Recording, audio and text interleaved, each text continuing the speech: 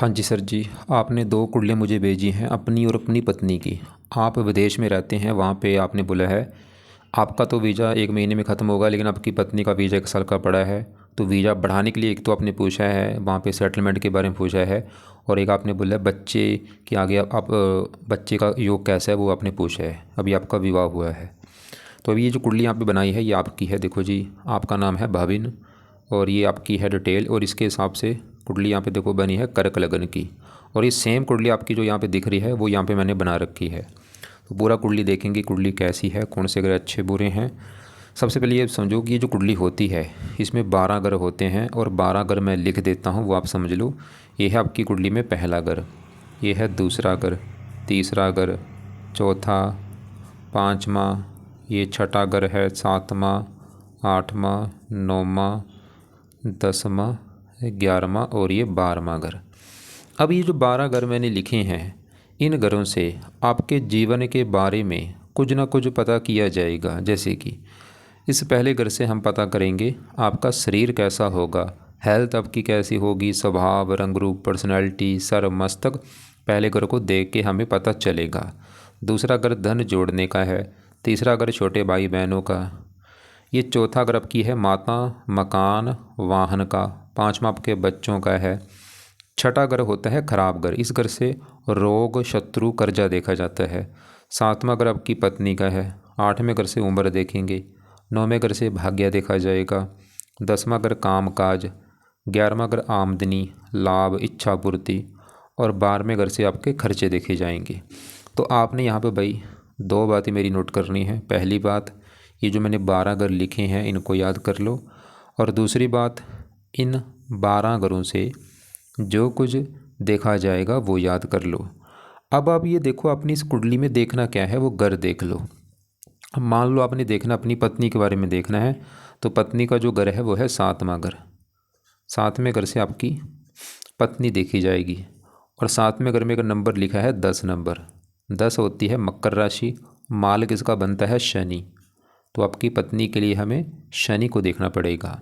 ऐसे ही अगर आपके मान लो कामकाज के बारे में जानना है, 10वां घर कामकाज का होता है, तो कामकाज के लिए 10वां घर देखेंगे, और 10वें घर में नंबर 1 लिखा है, 1 मेष राशि, मालक मंगल, तो कामकाज के लिए मंगल को देखना पड़ेगा। तो आपको मेरी बात समझ आ रही होगी कि कुंडली में जो कुछ देखना है वो घर देखना है, और घर का बना मालक देखना है। अब सवाल ये कि आपकी कुंडली है कैसी भाई। तो अगर कुंडली की बात करूँ, वैसे आपकी कुंडली काफ़ी अच्छी है, मुझे वैसे आपके सभी ग्रह अच्छे ही लगे हैं। कुछ ग्रह हैं जो थोड़े बहुत ही बुरे फल देंगे।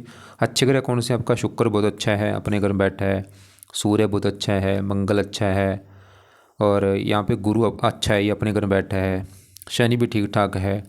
ये बुध जो है ये रला मिला फल देगा, कुछ बुरा फल भी देगा, थोड़ा सा अच्छा फल। और ऐसी चंद्रमा जो है ये भी आपको रला मिला फल देगा, अच्छा बुरा फल दोनों चंद्रमा। बाकी ज़्यादा आपके ग्रह अच्छे हैं। राहु भी तकरीबन आपका ठीक है, स्वय राशि में बैठा है। अब देखो जी होगा क्या, सभी 9 ग्रहों का असर आपके ऊपर हमेशा रहेगा, लेकिन ये 9 ग्रह अपना असर ज़्यादा कब देते हैं, जब इनकी चलती है दशा। और दशा होती है 2 प्रकार की, एक तो होती है महादशा, एक होती है अंतरदशा। जो महादशा ही काफ़ी बड़ी होती है, और ये आपके ऊपर चली हुई है चंद्रमा की। कब से चली है, ये जनवरी 25 में चली है। अभी पिछले देखो जी जो ये जो 9-10 महीने हो चुके हैं, तो चली है। कब कब ख़त्म होगी, ये जाके 35 में ख़त्म होगी। काफ़ी लंबी दशा है, 10 साल की दशा है। इसका मतलब है कि इन ग्रहों में से आपके ऊपर आज जिस ग्रह का सबसे ज़्यादा असर है वो है चंद्रमा का, क्योंकि इसकी चल रही है महादशा। अब इसका असर है कितना, ये आपके ऊपर है 80%। और कुछ असर होता है 20% जिसकी होती है अंतरदशा, वो किसकी है, वो भी चंद्रमा की है। देखो जनवरी 25 में चली है, और ये 11वें महीना 25 में भी ख़त्म हो जाएगी। लेकिन जो महादशा वो तो काफ़ी लंबी है। मतलब आज आपके ऊपर हमने क्या देखा है, असर देखो ध्यान से मेरी बात समझ लो, असर आज भी सभी ग्रहों का है। ऐसा नहीं कि दूसरे ग्रहों का असर आपके ऊपर नहीं है, असर भाई सबका है। बस ज़्यादा असर मैंने किसका बोला है, चंद्रमा का है, क्योंकि इसकी चली हुई है दशा। और ये जानना जरूरी है कि चंद्रमा की जो दशा भी कि चंद्रमा की जो दशा आपकी अभी आई है ये अच्छे फल देगा जब बुरे फल देगा। तो इसी को पहले जानेंगे। चंद्रमा आपका बैठा है छठे घर में। अब आपको मैंने जो 12 घर लिखे थे कि ये पहला घर है, ये दूसरा, अब ऐसी जो छठा घर है ये घर अच्छा घर नहीं होता, क्योंकि इस घर से रोग देखा जाता है, रोग, शत्रु, कर्जा, कोर्ट कचहरी, चोरी, ठगी, विश्वासघात, विघ्न, बाधाएं, रुकावटें, मतलब काफ़ी ख़राब चीज़ें इस छठे घर से देखते जहाँ ये चंद्रमा आके बैठा है। और देखो चंद्रमा के साथ गुरु भी बैठा है, बुध भी बैठा है, 3 ग्रह बैठे हैं छठे घर में। अब चंद्रमा मैंने आपको अभी बोला है रले मिले फल देगा। बुरे फल क्यों देगा? क्योंकि ये खराब घर है भाई जहाँ ये बैठा है आके। और चंद्रमा का अपना घर है ये पहला घर। ये पहला घर जो है चंद्रमा का मैंने क्यों बोला है? क्योंकि पहले घर में देखो नंबर 4 लिखा हुआ है और 4 होती है कर्क राशि, माल का बनता है चंद्रमा। और पहला घर भाई आपका जो आपको मैंने अभी 12 घर बोले हैं कि 7वां घर पत्नी का है, 5वां बच्चों का, चौथा माता का, तीसरा छोटे भाई बहन। ऐसी जो पहला घर है ये आपका घर है, मतलब आप जो हैं आपका नाम भाविन है। आप कैसे होंगे, आपका शरीर कैसा होगा, स्वभाव कैसा, रंग रूप कैसा, पर्सनैलिटी, सर्वमस्त कैसा, पहला घर देखना पड़ेगा। और पहले घर में क्या लिखा है? 4। 4 है कर्क राशि, माल किसका? चंद्रमा देखना पड़ेगा। और चंद्रमा कहाँ बैठा है? वो यहाँ पे बैठा है आके छठे घर में। और छठा घर किसका है? रोग, शत्रु, कर्जा। मतलब पहला घर शरीर, शरीर चला गया, छठा घर रोग। ये चंद्रमा जो है भाई एक तो आपको रोगी बनाएगा, ये आपको हेल्थ में दिक्कतें पैदा करेगा ये आप। और आप चाहे देख भी लेना जब से दशा आई होगी कुछ ना कुछ हेल्थ में दिक्कतें आ रही होंगी। शारीरिक कष्ट भी होगा, मानसिक कष्ट भी होगा, खासकर मानसिक कष्ट ज़्यादा होगा। और छठा अगर रोग शत्रु का है, शरीर शत्रु, ये चंद्रमा आपके शत्रु भी पैदा कर सकता है, शत्रु बढ़ाना। छठा अगर कर्जे का है, शरीर कर्जे, ये चंद्रमा आपको कर्जदार भी बना सकता है। मतलब ये चंद्रमा की जो दशा है इसमें आपको कर्जा भी लेना पड़ सकता है। छठा अगर कोर्ट कचहरी का है, कोर्ट कचहरी के चक्कर भी लगाने आपको पड़ सकते हैं। लेकिन यहाँ पे जो गुरु की राशि है और साथ में गुरु बैठा गज केसरी योग, मतलब अगर आप बीमार होंगे जल्दी, मतलब बीमारी आपकी सही हो जाएगी। शत्रु होंगे, शत्रुओं पर विजय मिलेगी। अगर कोर्ट कचहरी के चक्कर लगाने पड़ेंगे वहाँ पे आपको विजय मिलेगी, आपकी जीत होगी। और अगर कर्जा होगा, कर्जा जल्दी उतर भी जाएगा आपका, क्योंकि यहाँ पे चलो दोस्त की राशि है और दोस्त के साथ बैठा है। लेकिन देखो जी फिर भी मैं आपको बोलूँगा, लेकिन हाँ चंद्रमा जो है आपके विदेश के योग लेकर बैठा है, क्योंकि छठे घर से 12वें घर को देख रहा है। अगर आप विदेश में जाते हैं आपको फ़ायदा ज़्यादा होगा, आपका भाग्य वहाँ पे ज़्यादा साथ देगा। सेटलमेंट की भी योग है आपको विदेश में जाके, और आपको जाना भी चाहिए। वैसे आपने बोला भी था विदेश में हैं अभी आप, तो बाकी देखो जी आप ऐसा करो कि चंद्रमा के उपाय करो ज़्यादा, ताकि ये दशा आपकी जो चली हुई है बिल्कुल अच्छी जाए। अब चंद्रमा के जो उपाय आपने करने हैं, पहला उपाय है आप चंद्रमा का मंत्र याप किया करो। और ये मंत्र आप चाहे 1 माला कर लो, 2 कर लो, 3 कर लो, आपकी मर्जी है। सुबह के टाइम ये मंत्र आपने करना है।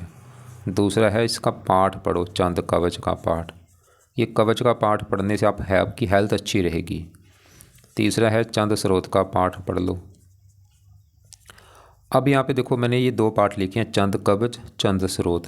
2-2 मिनट के पाठ हैं, अगर पढ़ने आते हैं पढ़ लिया करो, नहीं आते तो इनको ऑडियो लगा के सुन लिया करो। चौथा उपाय है चंद्रमा के देवता हैं शिव जी, शिव जी की पूजा उपासना करो। 5वां उपाय है चंद देवता की आरती किया करो। यूट्यूब पे सर्च कर लेना, वहाँ पे निकल आएगी। छठा उपाय अगर आप कर सकते हैं, चंद्रमा का जो व्रत है वो रख लो, सोमवार का कथा कर लो। यहाँ पे देखो जी सब आपको ऐसा नहीं बोलूँगा कि सभी उपाय करने हैं। मंत्र वैसे आप 1 माला कर ही लेना, अच्छी बात होगी, चाहे 2-3 माला कर लो, आपकी मर्जी है, लेकिन कम से कम 1 माला रख लेना सुबह के टाइम। और मंत्र क्या है? ओम सोम समाय नमः। और चंद कवच स्रोत 2-2 मिनट के पाठ है, चाहे इनको पढ़ लो चाहे सुन लिया करो। ज़्यादा भी इनको पढ़ सकते हैं, मतलब 2-2 3-3 बार भी आप पढ़ सकते हैं, नहीं तो 1-1 बार जरूर पढ़ना है या सुनना है। शिव जी की पूजा उपासना में आप अगर वहाँ पे शिव जी का मंदिर है, माथा टेकने जाते रहो, या घर पे ही बैठ के शिव जी का जो मंत्र है ओम नमः शिवाय वो जाप किया करो। और चंद्रमा की आरती अगर करनी आती कर लो, वो आपकी मर्जी है, मैं फोर्स नहीं करूँगा। व्रत रखना आता है रख लो या नहीं, आपकी मर्जी। देखो जी रख लो कि ज़्यादा अच्छा, नहीं तो कोई बात नहीं। देखो मैं तो बोलूँगा कि भाई सभी उपाय कर लो, लेकिन आपको लगता है कि जो आप उपाय कर सकते हैं कर लेना वैसे आप। अब ये तो कि चंद्रमा की बात। अब देखो जी आपके बाकी ग्रहों की भी बात करते हैं, जैसे कि आपके छोटी दशा वो भी चंद्रमा की है। अब आपकी यहाँ बात करता हूँ, पहले मैं शुक्र की बात करता हूँ। शुक्र सवाल की ये कैसा है? शुक्र आपका है बहुत बड़े लेवल पे अच्छा। क्यों अच्छा है विस्तार में जानते हैं। शुक्र जहाँ बैठा ये है चौथा घर। अब चौथा घर पहले समझो किसका होता है। चौथा घर आपकी है माता का घर। माता आपकी कैसी होगी? आपके पास मकान कैसा होगा, वाहन कैसा होगा, भूमि जमीन जायदाद नौकर चाकर, ये चौथे घर को देख के हमें पता चलेगा। और क्योंकि आपको फार्मूला बोला था घर का मालिक देखना है, चौथे घर में लिखा है 7 तुला राशि मालिक शुक्र देखना पड़ेगा। अब शुक्र देखो कहाँ बैठा है, शुक्र आपका इसी घर में बैठा है भाई। तो शुक्र क्यों अच्छा है? क्योंकि ये चौथा घर इसी का घर है, अपने घर में बैठा है, तो अपने घर का अच्छा कर देगा। ये क्या अच्छा करेगा? मालव्य योग बना है। चौथा घर माता, शुक्र आपकी माता के लिए अच्छा है। मकान, मकान का सुख दे देगा आपको। वाहन का सुख मिलेगा आपके पास, मतलब आपके पास अच्छा घर होगा, अच्छी गाड़ी, भूमि, संपत्ति, जमीन जायदाद, नौकर चाकर, ये सभी सुख दे देगा शुक्र आपको। और शुक्र का एक और घर है ये 11वां घर भी। 11वें घर में 2 लिखा है, मालक शुक्र। 11वां घर होता है लाभ का घर, आमदनी, इच्छा पूर्ति, बड़े भाई बहन। शुक्र आपको इनकम अच्छी देगा, बड़े बड़े लाभ देगा, इच्छाएं पूरी कर देगा। माता से भी लाभ होता है। वैसे देखो जी, चंद्रमा शुक्र तो ये दिखा रहा है कि आपको माता का सुख अच्छा है, माता से अच्छी बनेगी, आपका जो घर है वो सुंदर होगा, गाड़ियाँ सुंदर होंगी, क्योंकि शुक्र है सुंदरता का घर, मतलब आपके पास ब्रांडेड वाहन होगा। बाकी ये चंद्रमा जो है ये माता का कारक होता है, और इसकी अभी दशा है, मतलब ये चंद्रमा की दशा में थोड़ा सा आपकी माता के साथ आपका मनमुटाव हो सकता है, या माता का बीमार होना, ऐसी भी थोड़ी सी दिक्कतें आ सकती हैं। तो शुक्र हमने देखा वो अच्छा है, आपको माता मकान वाहन का सुख अच्छा दे देगा, इनकम देगा, लाभ देगा। अब आगे बढ़ते हैं यहाँ पे 5वें घर की। 5वां घर है संतान का घर। संतान के अलावा 5वां घर पढ़ाई का भी है, बुद्धि का भी है। और 5वें घर में 8 लिखा है, मालक मंगल। तो इस मंगल को देख के पता चलेगा आपकी संतान पढ़ाई के बारे में। और मंगल के अलावा 5वें घर में कौन बैठा है? सूर्य है। तो सूर्य को भी देखना पड़ेगा। तो पहले सूर्य की बात करूँ, सूर्य आपका है अच्छा, क्योंकि ये 5वें घर में बैठा है, घर अच्छा है। और यहाँ पे मंगल घर में बैठा है, मंगल को दोस्त मानता है। तो सूर्य अच्छे फल क्या देगा? ये 5वें घर में बैठा है संतान घर में, सूर्य आपको संतान का सुख दे देगा। 5वां घर पढ़ाई का है, पढ़ा लिखा बना देगा, बुद्धिमान। और सूर्य है पुरुष ग्रह, आपके पुत्र होने का योग लेके बैठा है कि आपके पुत्र होगा। और सूर्य का अपना घर है ये दूसरा घर। दूसरा घर होता है कुंडली में धन का घर। धन के लिए दूसरा घर देखा जाता है। दूसरे घर में 5 लिखा है, मालक सूर्य। तो धन का मालक सूर्य बैठा है संतान घर में, मतलब धन उठ के चला गया संतान। संतान पैदा होने के बाद आपके जीवन में धन आना शुरू हो जाएगा भाई, मतलब जब आपका बच्चा पैदा होगा, बच्चे पैदा होने के बाद जीवन में धन आना शुरू होगा। और इसके अलावा सूर्य और भी अच्छे फल देगा। अब देखो जी, आपके यहाँ पे दूसरा घर जो धन का घर है, इस घर में जो मंगल बैठा है ये भी अच्छा है। मंगल क्यों अच्छा है? मंगल के भी अच्छा होने के कई कारण हैं। एक तो मंगल बैठा है दूसरे घर में, यहाँ पे सूर्य घर में, और मंगल भी सूर्य को अपना दोस्त मानता है। एक बारी बात नोट कर लो, ये ग्रह अच्छे बुरे क्यों होते हैं? अगर ये अपने घर में बैठे हैं, अपने घर में बैठ के अच्छे फल देते हैं। दोस्त के घर में जाके बैठे हैं, वहाँ पे भी अच्छे फल देंगे। उच्च के बैठे हैं तब भी अच्छे फल देंगे। लेकिन अगर बैठे हैं नीच के, अच्छे फल नहीं देते। आपका वैसे कोई ग्रह नीच का नहीं बैठा। अब मंगल भी अच्छा क्यों है? दोस्त के घर बैठा सूर्य घर में, और यहाँ पे एक योग बना है। मंगल बैठा है सूर्य घर में, सूर्य बैठा है मंगल घर में, इसे कहते हैं स्थान परिवर्तन योग। और मंगल इस कुंडली में है भी योग कारक। अब मंगल अच्छे फल क्या देगा? मंगल क्योंकि बैठा है दूसरे घर में, धन के घर में, तो मंगल आपको भाई धनी बनाएगा, धन देगा लाइफ में, धन की कमी नहीं रहेगी। कैसे धन देगा? मंगल इस कुंडली में 2 घरों का मालक है। तो ये जो 10वां घर है ये मंगल का घर है, क्योंकि 10वें घर में लिखा है एक एक मेष राशि मालक मंगल। 10वां घर होता है कामकाज, कामकाज से धन मिलेगा आपको। 10वां घर पिता, पिता से धन मिलेगा, सरकार से भी आपको धन मिलेगा। और मंगल इस 5वें घर का भी मालक है, जो कि है संतान का घर। संतान 5वें घर से, 5वें घर में 8 लिखा है, मालक मंगल। तो संतान के घर का मालक मंगल बैठा है धन के घर में। संतान धन, संतान पैदा होने के बाद भी आपके जीवन में धन आना शुरू होगा। 2 कारणों से यहाँ पे दिख रहा है कि आपकी संतान जब पैदा होगी उसके बाद आपके जीवन में धन आना शुरू हो जाएगा, और आपकी संतान भी धनी होगी, वो भी आपको धन कमा के देगी। और मंगल की दशा आपकी बहुत अच्छी जाएगी, इसमें भी आपको काफ़ी धन मिलेगा। और मंगल की दशा कब आएगी? ये बड़ी महादशा चलेगी 35 के बाद, वो समय काफ़ी अच्छा होगा। और अभी भी छोटी दशा एक चलेगी, ये 20/11/25 के बाद चलेगी छोटी दशा। ये आपको यहाँ पे मैं दिखा भी देता हूँ।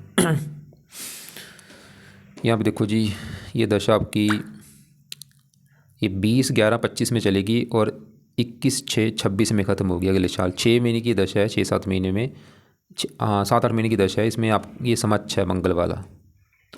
लेकिन मंगल के बाद यहाँ पे देखो एक राहु दिख रहा होगा आपको। ये राहु की दशा चलेगी 21/6/26 से, अगले साल जून में चलेगी, 26 से लेके 12वें महीना स्थायी तक। ये 1.5 साल की दशा है। और ये राहु की जो दशा होगी इसमें थोड़ी सी दिक्कतें आपको आएंगी, क्योंकि राहु दान वगैरह होता है भाई। ये जो राहु की दशा आएगी ना अगले साल से, मैं ऐसा नहीं बोलूँगा कि राहु की दशा बिल्कुल बुरी जाएगी, लेकिन ये अच्छे फल भी आपको देगा, बुरे फल भी देगा। बाकी अभी चलो मंगल की दशा अभी अगले महीने चलेगी, तो मंगल आपका अच्छा है। तो आपके देखो जी बच्चे हैं यहाँ पे। हाँ, राहु की बात कर लेते हैं। राहु स्वल की कैसा है? राहु तीसरे घर में बैठा है। तीसरे घर में राहु अच्छा माना गया और यहाँ पे 6 जो लिखा है राहु की स्वय राशि है, बैठा भी खुद की राशि है, ये अच्छी बात है। तीसरा घर होता है पराक्रम, मेहनत, साहस, उद्यम। मतलब राहु आपको काफ़ी मेहनती बनाएगा, पराक्रमी बनाएगा, उद्यमी बनाएगा, साहसी बनाएगा। राहु की 3 दृष्टियाँ हैं, 5वीं 7वें घर के ऊपर। यहाँ पे शनि की राशि मित्र राशि, 5वां घर पत्नी का है। वैसे थोड़ा सा राहु की दृष्टि अच्छी नहीं मानेगी, ये थोड़ा सा विवाह में देरी होना, अगर विवाह हो भी जाता है थोड़ा सा पत्नी से मनमुटाव होगा, खासकर राहु की दशा में, जो मैंने बोला है अगले साल जून में चलेगी। 7वीं यहाँ पे, 9वीं यहाँ पे उच्च राशि। वैसे अच्छे फल भी देगा, इनकम देगा, लाभ देगा, मेहनती साहसी बनाएगा। बस थोड़ा सा पत्नी से मनमुटाव होगा, जहाँ थोड़ा सा इसकी दशा में स्ट्रगल बढ़ेगा, रुकावटें बढ़ेंगी कामों में, और भी थोड़ा सा भाग दौड़ बढ़ेगी, फजूल की मेहनत को बढ़ेगी, ऐसे थोड़ी सी दिक्कतें बढ़ेंगी। लेकिन राहु के अभी उपाय आपने कुछ नहीं करने, ऐसा करना। राहु की दशा चलेगी अगले साल जून के बाद, 1.5 साल की। उसमें राहु के 2-3 उपाय आपने करने हैं। पहला है राहु कवच का पाठ पढ़ना, दूसरा राहु स्तोत्र का पाठ पढ़ लेना, उस समय अभी नहीं। बाकी देखो जी 7वां घर है पत्नी का घर। पत्नी कैसी होगी? 7वां घर, 7वें घर में 10 लिखा है माल्क शनि, तो पत्नी के लिए शनि को देखा जाएगा। और शनि बैठा है यहाँ पे 9वें घर में, भाग्य घर में। मतलब पत्नी जाके बैठी भाग्य घर में। शनि ये दिखा रहा है कि आपकी पत्नी आने के बाद आपका भाग्य साथ देना शुरू हो जाएगा, या पत्नी के द्वारा भी आपका भाग्योदय होगा बैठे। लेकिन यहाँ पे ये गुरु की राशि है, साथ में केतु के है। थोड़ा सा पत्नी से वैसे आपके लड़ाई झगड़े भी होंगे, पत्नी से मनमुटाव भी होगा, लेकिन पत्नी आने के बाद आपको आपका भाग्य भी साथ देगा, किस्मत साथ देना शुरू हो जाएगी। अब यहाँ पे देखो छठे घर छठे घर में गुरु बैठा है। घर तो खराब है छठा, लेकिन गुरु छठे घर में, यहाँ पे जो 9 लिखा, गुरु का अपना घर है। अपने घर में होने की वजह से सरल नामक विपरीत राजयोग बना है, ननिहाल के लिए अच्छा है, ननिहाल का सुख अच्छा मिलता है। और गुरु इस 9वें घर के मालिक भाग्य शोक यहाँ पे बैठा है। गुरु भी ये दिखा रहा है कि आपका भाग्य ज़्यादा साथ देगा। अगर आप घर से दूर जाते हैं, विदेश में जाते हैं, तो वहाँ पे जाके किस्मत ज़्यादा साथ देगी आपकी। और यहाँ पे जो बुध बैठा है, ये 12वें घर का भी स्वामी, खर्चे बढ़ाएगा थोड़ी सी अपनी दशा में। मतलब कुंडली ठीक है, कोई ऐसी दिक्कत नहीं। पत्नी का सुख अच्छा, बल्कि पत्नी आने के बाद आपका भाग्य साथ देगा, लेकिन थोड़ा सा पत्नी से मनमुटाव होगा। ज़्यादा फायदा होगा आपको बच्चा पैदा होने के बाद। जब आपका बच्चा पैदा होगा उसके बाद आपके धन बढ़ना शुरू हो जाएगा आपकी किस्मत में। लेकिन अभी एक सबसे नेगेटिव बात क्या है कि ग्रह तो काफ़ी अच्छे हैं, बस आपकी जो दशा भी चली है चंद्रमा वाली पिछले 10 महीने से, ये ज़्यादा मुझे अच्छा नहीं लगा। इस दशा में हेल्थ ख़राब होगी, मानसिक चिंता होगी, शत्रु बढ़ना, कर्जा बढ़ना, कोर्ट कचहरी के चक्कर लगाना, ऐसी दिक्कतें आ सकती हैं। इसलिए चंद्रमा के ज़्यादा उपाय करो ताकि दशा अच्छी जाए। बाकी चंद्रमा अच्छे फल क्या देगा? ये विदेश का जो लेकर बैठा, अगर आप विदेश में जाते हैं वहाँ पे ये ज़्यादा वैसे बुरे फल नहीं देगा। तो कुल मिला के आपको चंद्रमा के मैंने उपाय ज़्यादा बोले हैं भाई, वो आप करो। मंगल के उपाय रहने दो, शुक्र के रहने दो, सूर्य के रहने दो, राहु के उपाय करने हैं। लेकिन राहु की दशा जो अगले साल चलेगी जून के बाद, 1.5 साल की दशा होगी। शनि के उपाय रहने दो, केतु के रहने दो, गुरु बुध के रहने दो, बस चंद्रमा के उपाय करो। और इसके अलावा देखो जी छोटे मोटे कर्म अच्छे करो, जैसे कि रोजाना कुत्तों को रोटी डाल सकते हो वो डाल दो, पंछियों को सतनाजा डाल दो, और घर के आसपास जो मंदिर है वहाँ पे वह जाते रहो, धर्म को फॉलो करते रहो। और सबसे मेन काम है नाम जरूर आपने जपना है। नाम जैसे कि यहाँ पे देखो इसमें से कोई एक नाम रख लो, नाम अपने जपना है। चाहे हरि जप लो, राम जप लो, चाहे आप कृष्ण जप लो, अल्लाह जप लो, वाहिगुरु जप लो, कोई भी नाम जरूर जपा करो जो आपको नाम अच्छा लगता है। जो बंदा नाम जपता है देखो जिसकी हज़ारों दिक्कतें दूर होती हैं। अब आपका एक तो सवाल था कि आपका वीज़ा 1 साल महीने में ख़त्म हो जाएगा, आगे बढ़ने का योग है या नहीं। भाई विदेश में जाने के काफ़ी योग हैं, सेटलमेंट के भी योग हैं, आप वहाँ पे बसेंगे। वैसे तो दिख रहा है कि वीज़ा आपका बढ़ जाएगा। बाकी फिर भी आप जो उपाय करो ताकि कोई दिक्कत आपको ना आए। इसके अलावा संतान होने के बाद आपको फ़ायदा होगा। आपका सवाल भी था संतान को लेके, पुत्र का जो दिख रहा है कुंडली में, पुत्र होगा तो आपको फ़ायदा होगा। मतलब कुंडली ठीक है, कोई ऐसी दिक्कत नहीं। बस चंद्रमा की जो दशा थोड़ा सा ये थोड़ा सा स्ट्रगल देगा आपको, दिक्कतें परेशानी देता रहेगा। बाकी उपाय करते रहो। फिर भी आपको लग रहा होगा कोई बात समझ नहीं आ रही होगी, कोई पूछना आपने, तो आप मुझे कॉल करके पूछ लेना।